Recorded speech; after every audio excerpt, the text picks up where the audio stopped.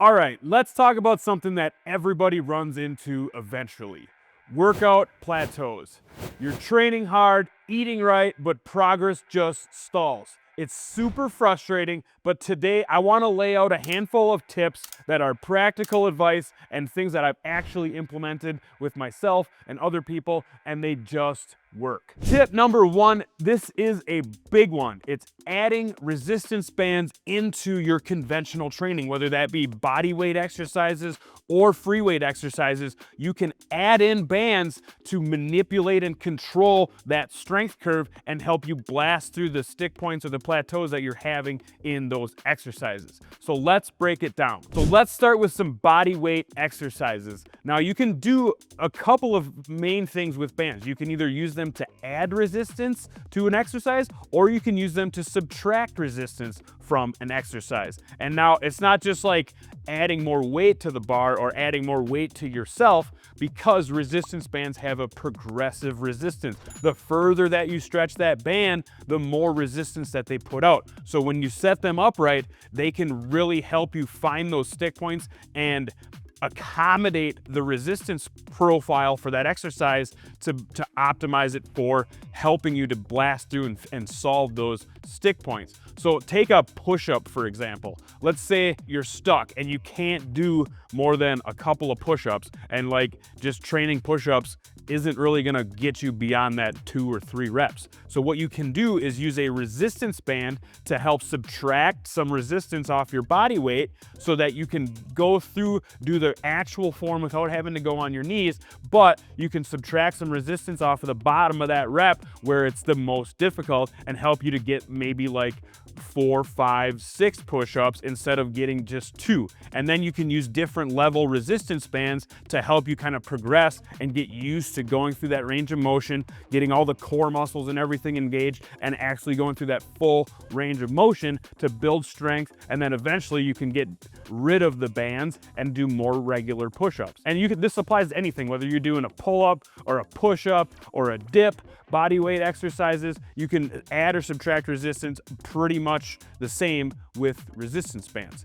So now, once you get to the point of being strong enough to be able to do body weight exercises, and now you're saying you're cranking out a lot of reps, and you want to add resistance to that, you can basically flip the band around and use it to add resistance instead of subtract. So that is where these resistance bands can really help you to manipulate that strength curve, whether you're only can get a couple reps or you're getting 10, 20 reps of these body weight exercises and you want to add or subtract resistance. All right, so now the other side of this would be adding bands to free weight exercises to add or subtract resistance. And like I said before, this is different than just adding more weight to the bar or subtracting weight from the bar, because obviously that's where you're getting stuck, right? You're getting stuck by, I got to this certain weight and now I can't seem to get through it no matter what I'm trying. Well, we can do the same thing here where we add resistance bands, and we can set them up to either be positive banded, where the band is adding resistance and pulling in the same direction as gravity, or we can do reverse banding where it's giving you assistance. It's doing the same thing, right? You're getting assistance at the bottom of the rep, and then it gets heavier at the top of the rep, but now you're acting in the opposite direction of gravity, and you're able to slow that eccentric or control that eccentric in a different manner. And you can do this for all sorts of exercises, whether it's like conventional free weight exercises like bench press, overhead press, squat, like barbell style exercises, and you can even do it on machines, whether you're doing leg press, hack squat, leg extension, leg curl, bicep curl, like you name it. You can use these bands to control that strength curve, get yourself through that sticking point while still adding resistance to the exercise so that you're building strength and then optimizing that force curve so you can blast through the plateau. And we've done a whole video on just banding up free weights. So I will link that with a little link up in the corner here so that you can go right to it if you want to see that more in depth. But that is just like a huge thing for breaking through plateaus. Adding bands, whether you're doing body weight or free weight exercises, they will help you. Tip number 2, and this is the second most important tip of this whole video, is to control the tempo of your reps. And 9 times out of 10, what that means is slow it down. Most people are used to just doing reps where you grab it and you're just banging out a rep, just trying to get that concentric, optimize, get that weight up and do the maximum amount of weight, and that's it. But you're literally forgetting 2/3 of the rep when you just focus on the concentric. There's 3 phases to the rep. The concentric, which is the one on the way up where the muscle is contracting. Then you have the isometric phase, which is, it can be at the top or at the bottom in the lengthened position where you're basically contracting and holding that, right? So you can squeeze that muscle and contract it and get it to work. And then the eccentric phase, which is the lengthening phase of the rep. So there's those 3 phases, and they are all very important. And actually the eccentric phase is the phase that you are the strongest in. You're able to lower a lot more weight than you're able to raise, and you can actually test that out yourself. You might have to have someone help you raise that up to the top, but you're able to control a weight on the way down, or whatever, a weight, a band, and you're going to be able to do a lot more resistance that way. So training all phases of the rep is extremely important in building strength and doing it at the fastest pace possible. So let's take an example here, and we'll also do like we're going to do a bands plus weight exercise, just a bicep curl. I'm using the Nexus bar from Clench Fitness, which you can put bands and weight on, and we're going to do a bicep curl. So I got 1 band in here, and I'm going to just stand on the span. And now typical people doing a bicep curl might just focus on, you know, getting it up and then bringing it down, something like this, right? Well, like I said before, we want to slow that down. So obviously the concentric phase, you want to kind of be explosive and get it up there. And then at the top, focus on just flexing those biceps, really squeezing it hard, at least for like a 1 second count. And then on the way down, control it. Don't just let that band and let that weight slingshot you down, because you're deleting the eccentric phase of the rep. You want to really slow it down and control it all the way to the bottom. Let it get lengthened out, and then don't let that whatever at the bottom, don't let it rest. Don't take all that load off. You want to have that load stretching that muscle all the way out so you can feel that big stretch, and then slowly change direction. Don't jerk it or anything like that to fling it up. Slowly change direction, come back up, exhale, and squeeze it all the way through. And that you're gonna notice 2 things. 1, you're gonna run out of gas a lot faster, and 2, you're probably gonna have to drop whatever resistance you had been doing a significant amount, because it's gonna take a lot more energy and focus to get through a rep like this. Tip number 3 is pre-exhaust your weaker muscles to force growth. And what do I mean by that, or what is pre-exhaustion? So what that is we're basically gonna do an isolation exercise for the weaker muscle group, or the muscle group that you feel like you're trying to bring up the most relative to the other groups. We're gonna pre-exhaust that group with an isolation exercise first, and then we'll follow it up with our normal heavy compound movements. For example, say we're trying to get stronger in our bench press or our squats, right? Those are the big compound movements: bench press, squat, deadlift. Those movements take multiple muscle groups. Like the bench press, you have your chest, you have your shoulders, you have your triceps, and then there's a lot of other muscle groups involved as well, but those are like the 3 primary groups. And let's say your chest is lagging and you feel like your chest muscles are weak, or you're getting stuck at the bottom of the rep where your chest muscles are the most engaged.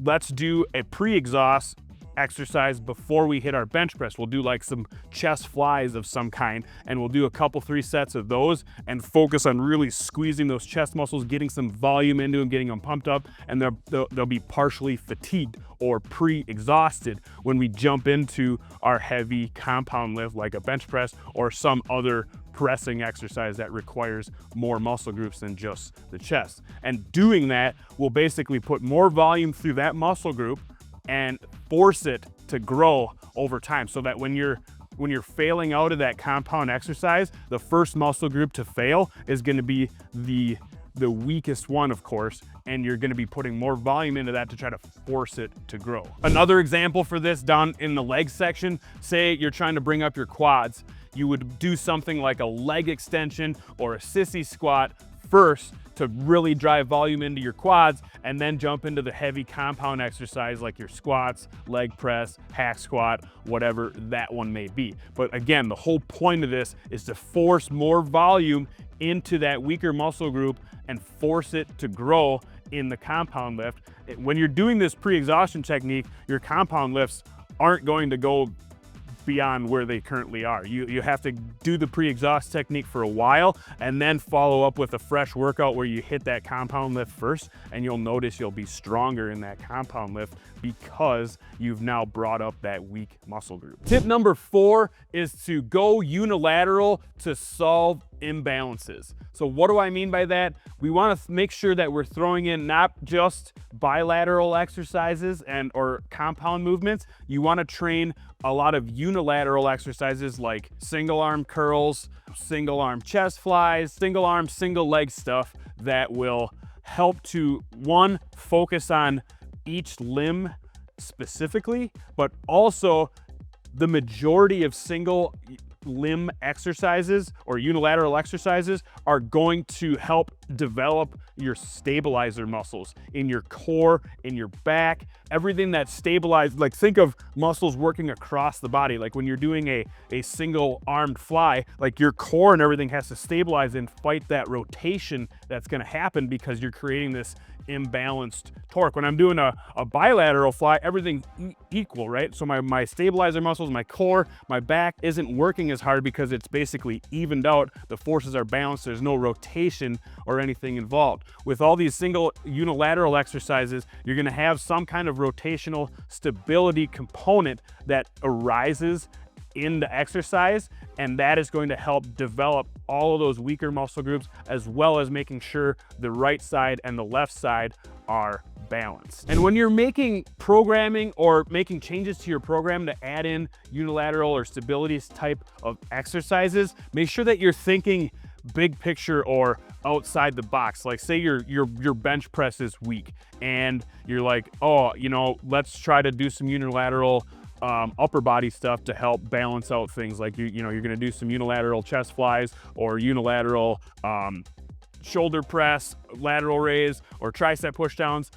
Maybe the primary muscle groups aren't the ones that are weak. Like your chest, your shoulders, your triceps could be just fine and they're balanced enough, but your back could be weak and you're not able to support and get yourself braced to do a lot of that weight. You see that a lot with like the powerlifting community where they talk about, like, you never see a guy that can bench world records that has a small back, right? And there's a reason why they say that, because you need to have all of the supporting musculature around the primary muscle groups to be able to brace it and stabilize that during heavy lifting patterns. So when you're doing that, make sure that you're programming unilateral stability exercises across the whole entire body so that you're developing and bringing up all of these little stabilizer muscle groups all around your body so that you don't get imbalances that need to be corrected over time. All right, tip number 5 is incorporate isometric holds to help blast through plateaus. And this will apply to just about every exercise. We're going to basically find a spot in that exercise where we feel the weakest. Sometimes it's like a sticking point, sometimes it's that peak or the peak contraction of the muscle group, and then you just stop there and hold it and flex that muscle group and squeeze, and then continue on with the rest of the rep. Like, that will really help to just like fully engage that muscle and also to help it build strength in that specific position. So let's take, for instance, this bicep curl. There's always a sticking point, like right here, like halfway up where your elbow is at a 90-degree point. That's a great spot to do an isometric hold and really flex it and then continue on with the rep. And then another good spot to hold or pause is at the bottom of the rep at the peak stretch. So like really control it there, hold it, and then change direction slowly. Don't use momentum to throw yourself through that portion of the rep. That's a key spot. And then also the top of the rep where you're at that peak contraction point with the most resistance with the band. Really squeeze and flex those biceps and control that tempo. And that is going to help you immensely in basically breaking through the plateaus.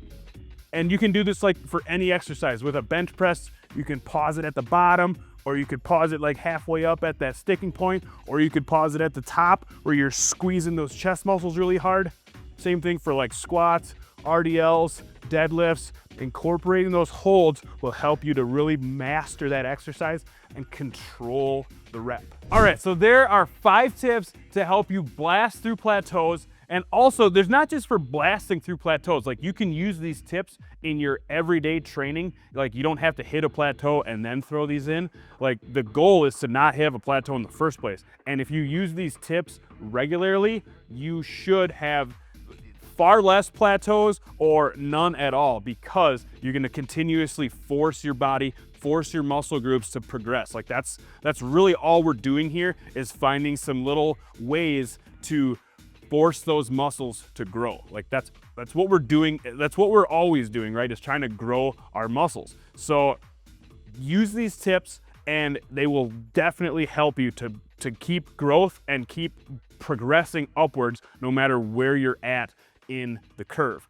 And also, if you found any of this useful or had an aha moment, or if I missed something, please throw it down in the comments. We want to get some discussion going around this topic, because I know it's something that everyone experiences it, and also everyone experiences it differently. So we want to try to help you out here, and just let us know. We're happy to comment back or respond or whatever to keep you rolling and try to help you progress in your workout. So if you liked what you saw today, be sure to smash that like button. Also, if you want to see more content like this, check out the on-screen video links. We have tons of content on this channel designed to help you get better with whatever your training is.